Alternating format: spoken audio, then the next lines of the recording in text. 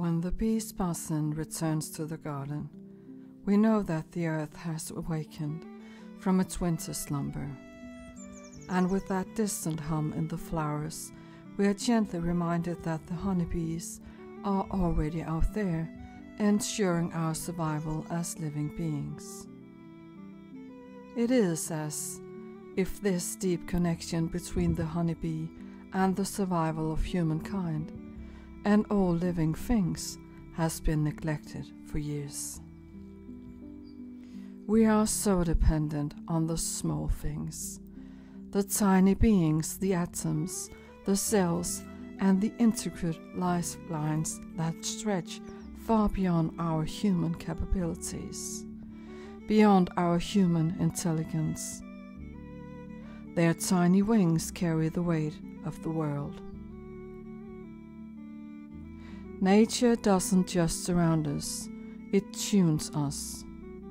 You've probably felt it too, how a certain scent or color can suddenly bring back a memory. Maybe the sweet smell of lilac takes you straight back to your grandmother's garden, or the deep red of a rose reminds you of a moment of love or even loss. Some flowers seem to hold entire chapters of our lives, like little bookmarks tucked gently into the pages of our memory.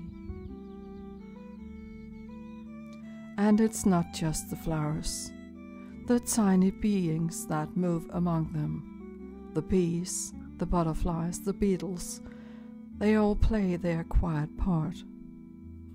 They're not just pollinators, they're messengers of life's balance. They remind us that even the smallest things matter. If you want to nurture your own well-being and memory, here's something simple but powerful. Plant your memories. Choose flowers that mean something to you, ones that carry stories from your life, and let them bloom in your garden, or even just in a pot in your window. When you see them each day, you'll gently remind your brain and your heart of the beauty you've lived through. It is a way of tending not just to a garden, but to your inner world. And the brain loves that. It thrives on meaning, scent, color, and daily connection. So let your memories grow. Give them roots. Let them bloom where you can see them, smell them, remember them, and in return they'll keep your mind and soul feeling alive and in tune with life. This happens because our brain links scent and color directly to memory and emotion. It is a beautiful design, one we didn't invent, but were simply given. And that's the wonder of it all. The billions of tiny details in nature and in the universe can never truly be replicated by anything human-made. From atoms to cells, from the flicker of an insect's wing to the rhythm of the stars, life moves with a wisdom far greater than ours. No matter how advanced or clever we become, we don't carry the same natural intelligence as the living world around us. We imitate, we shape, we try to understand, but we can't recreate the effortless beauty of a blooming flower or the silent knowing of a migrating bird. It is humbling, really, and freeing, because it means we don't have to control everything. We just have to notice, to feel, and to remember that we're part of that great circle. Just like a falling leaf becomes soil, and from that soil a new flower is born, we too move through nature's cycle of death and rebirth. Nothing is ever truly lost, only transformed. And before each transformation, before we step into a new life, a new body, or even a new season of the soul, we are invited to learn, to awaken, to remember who we are. Springtime stirs this knowing in us. The colors and scents of flowers reconnect us, not just to the earth, but to something timeless. They speak to the memory of lifetimes past and to lifespans yet to come. A single bloom can open a door inside us, one that leads to joy, healing, or remembrance. Flowers have been with us for thousands of years, blooming through generations as quiet companions to our human journey. They comforted us, celebrated with us, and stood beside us in every passage of life. When a child is born, we bring flowers. When we marry, when we grow older, when we are ill and need comfort, and when we take our final breath, flowers are there, often resting gently on our coffin. In nearly every culture, they speak for us when words fall short. There's a language in flowers that we all seem to understand. They whisper love, gratitude, sorrow, or hope.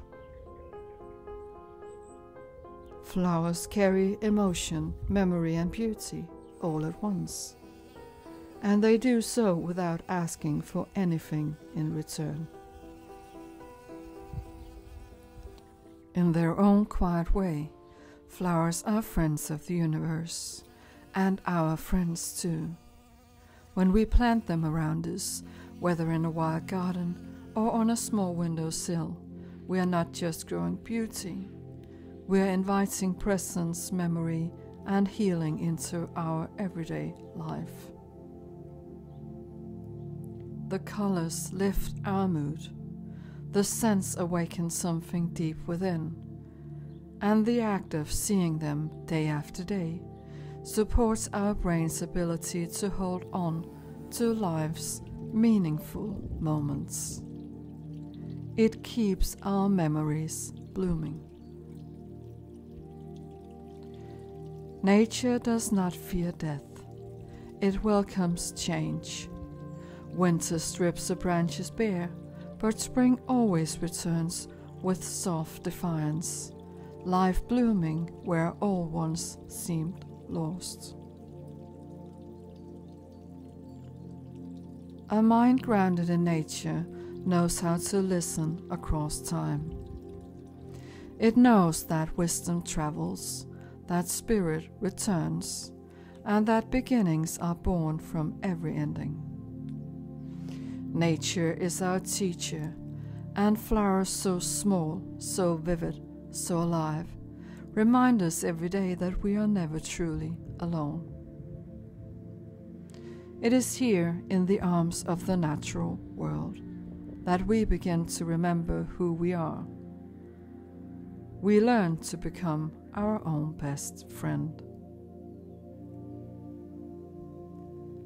Like the flowers that open to the sun each morning, softly, without force, we too bloom when we are met with warmth, with light, with love. And just like the petals that gently close again when darkness falls, we are reminded that rest is part of growth, that we are not meant to stay wide open all the time. And still flowers remind us of something else, something deeply human. They show us how beauty and life can push through even the harshest conditions.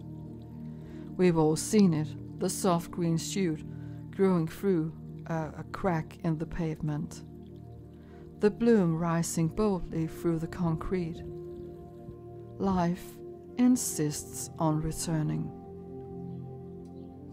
In places once devastated by war, flowers are often the first to reappear.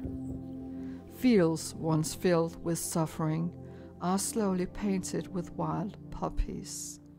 Tiny blossoms, silent testaments that healing is always possible, that the earth remembers and forgives.